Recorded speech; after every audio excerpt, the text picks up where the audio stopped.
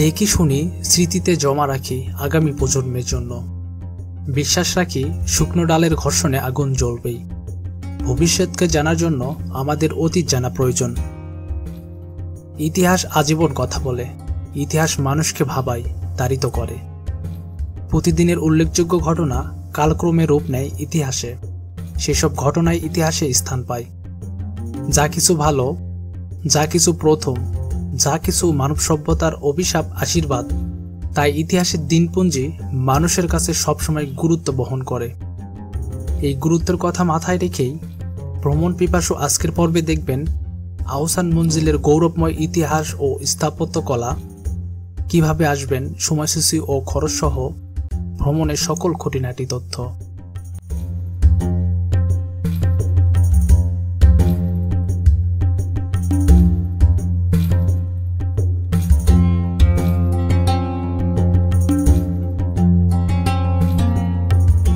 ইতিহাস ও ঐতিহ্যের এক উজ্জ্বল নিদর্শন আহসান মঞ্জিল।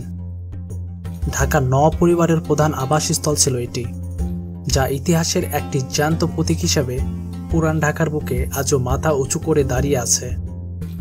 নবাব পরিবার তো বটেই, একসময় বসবাসরত নবাব এবং তার উজির, নাজির সেনাপতিদের ব্যবহৃত পোশাক, ঢাল তরোয়ার, কামান সহ বিভিন্ন অস্ত্র, থালা বাসন, আসবাবপত্র সহ নানা রকম চোখ ধাঁধানো জিনিস রয়েছে আহসান মঞ্জিলে।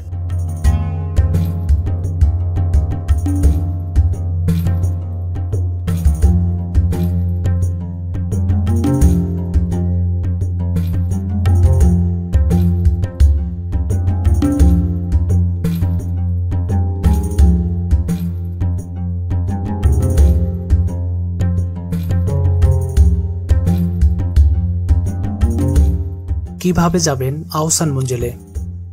ঢাকার সদরঘাটগামী যে কোনো বাসে করে আহসান মঞ্জিলে আসতে পারবেন। এছাড়াও সিএনজিতে, মোটরসাইকেলে এবং নিজস্ব যানবাহনে খুব সহজেই এখানে আসতে পারবেন।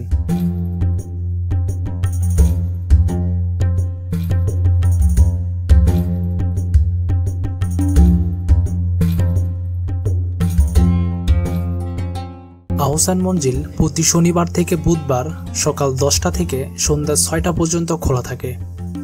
শুক্রবারে খোলা থাকে বিকেল 3টা থেকে সন্ধ্যা 7টা পর্যন্ত এবং প্রতি বৃহস্পতিবার বন্ধ থাকে।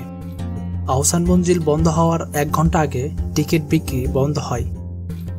ঢাকার যানজট এড়ানোর জন্য হাতে সময় রেখেই আহসান মঞ্জিলের উদ্দেশ্যে রওনা দেওয়ার চেষ্টা করবেন। আহসান মঞ্জিলে প্রবেশ মূল্য প্রতিজন 40 টাকা, বিদেশিদের জন্য 500 টাকা এবং সার্কভুক্ত দেশের দর্শনার্থীদের জন্য 300 টাকা।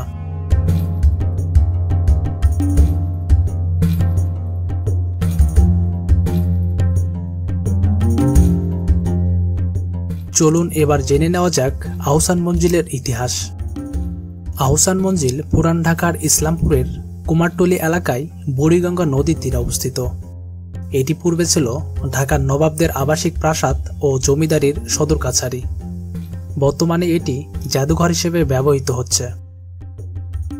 এর প্রতিষ্ঠাতা নওয়াব আব্দুল গনি। তিনি তার প্রিয় পুত্র খাজা আহসানুল্লাহর নাম অনুসারে এর নামকরণ করেন আহসান মঞ্জিল। ওই যুগে নবনির্মিত প্রাসাদ ভবনটি রংমহল এবং পুরাতন ভবনটি অন্দরমহল নামে পরিচিত ছিল।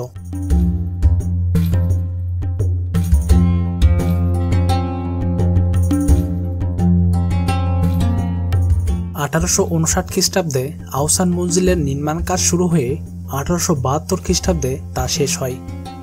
আহসান মঞ্জিল কয়েকবার সংস্কার করা হয়েছে। এখন এটি বাংলাদেশ জাতীয় জাদুঘর কর্তৃক পরিচালিত একটি জাদুঘর।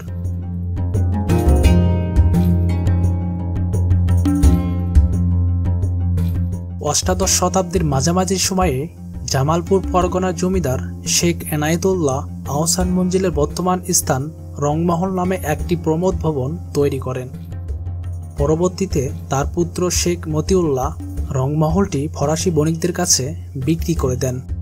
বাণিজ্য কুঠি হিসেবে এটি দীর্ঘদিন পরিচালিত ছিল।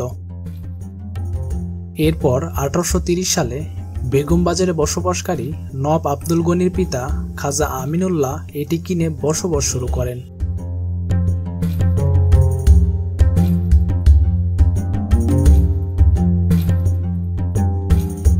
এই বাসভবনকে কেন্দ্র করে Khwaja Abdul Gani Martin and company নামক একটি ইউরোপীয় নির্মাণ ও প্রকৌশল প্রতিষ্ঠানকে দিয়ে একটি মাস্টার প্ল্যান তৈরি করান, যার প্রধান ইমারত ছিল আহসান মঞ্জিল। 1888 সালের 7 এপ্রিল প্রবল ভূমিকম্পে পুরো আহসান মঞ্জিলে ব্যাপক ক্ষতি হয়। ক্ষতিগ্রস্ত আহসান মঞ্জিল পুনর্নির্মাণের সময় বর্তমান উঁচু গম্বুজটি সংযোজন করা হয়। পুনর্নির্মাণ ও মেরামতের জন্য রানীগঞ্জ থেকে উন্নত মানের ইট আনা হয়েছিল। সে সময়ে ঢাকা শহরে আহসান মঞ্জিলের মতো এত জমকালো ভবন আর দ্বিতীয়টি ছিল না। এর পাশাপাশি গম্বুজটি শহরের অন্যতম উঁচু চূড়া হওয়ায় তা বহুদূর থেকেও সবার দৃষ্টি আকর্ষণ করত। 1897 সালের 12 জুন ঢাকায় আবার ভূমিকম্প আঘাত হানলে আহসান মঞ্জিলের ব্যাপক ক্ষতি হয়। আহসান মঞ্জিলের দক্ষিণের বারান্দা সহ ইসলামপুরের রোড সংলগ্ন নহবতখানাটি সম্পূর্ণ ভেঙে পড়ে। পরবর্তীকালে নবাব আহসানুল্লাহ তা পুনর্নির্মাণ করেন।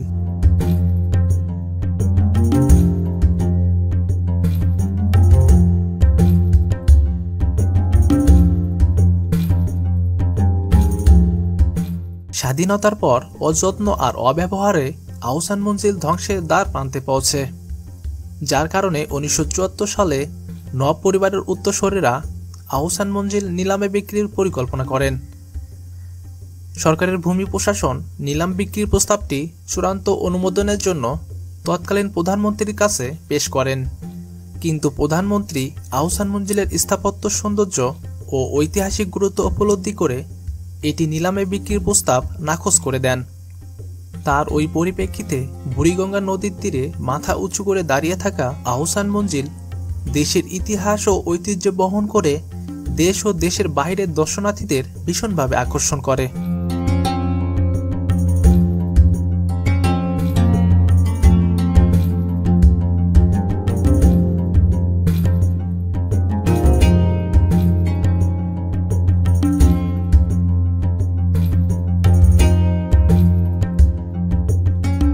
ঢাকার বিজয় সরণিতে অবস্থিত বাংলাদেশের সবচেয়ে আধুনিক জাদুঘর বঙ্গবন্ধু সামরিক জাদুঘর। অত্যাধুনিক প্রযুক্তি দিয়ে সাজানো হয়েছে এই জাদুঘরটি। এই জাদুঘরের ফুল ভিডিও আমাদের চ্যানেলে দেওয়া আছে। এই ভিডিওর ডিসক্রিপশনে লিংক দেওয়া থাকবে।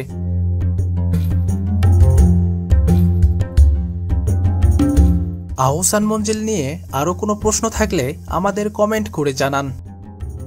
ভিডিও ভালো লাগলে লাইক করুন এবং শেয়ার করুন পরিবার ও বন্ধু বান্ধবের সাথে। আমরা নিয়মিত দর্শনীয় স্থানের ভিডিও আপলোড করে থাকি। আমাদের ভ্রমণ পিপাসু চ্যানেল সাবস্ক্রাইব করা না থাকলে এখনই ঝটপট সাবস্ক্রাইব করে ফেলুন। আজকের মতো এ পর্যন্তই। পরের পর্ব দেখার আমন্ত্রণ জানিয়ে আজ এখানেই শেষ করছি। সবাই ভালো থাকুন ও নিরাপদে থাকুন। আসসালামু আলাইকুম।